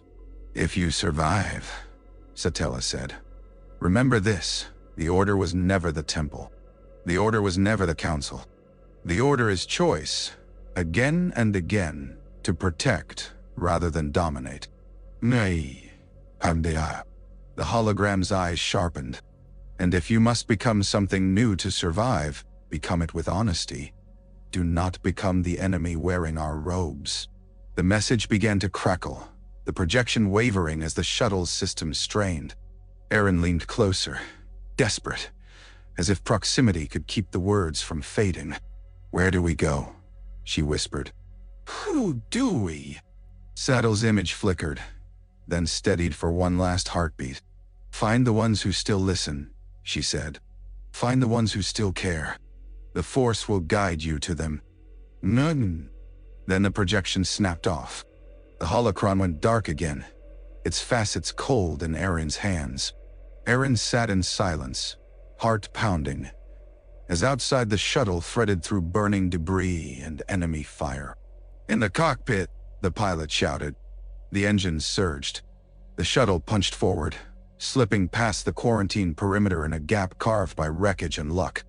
Aryn felt it in the Force. The moment the planet's gravity loosened its grip, the moment the vastness of space opened ahead. Coruscant fell away beneath them, a city world wrapped in smoke and fire, its light dimming behind the haze. Aryn looked down one last time. She felt the temple's absence like a missing limb. She felt Zym's final flare in the Force like an echo that would haunt her. She felt Ven's calm like a memory she would cling to until it became part of her bones. Then she looked at the sleeping children. She placed the holocron against her chest, closed her eyes, and made a vow with the quiet ferocity of someone who had nothing left but choice. The Jedi Order had fallen, but it would not vanish without leaving a scar on the galaxy and a seed in the dark.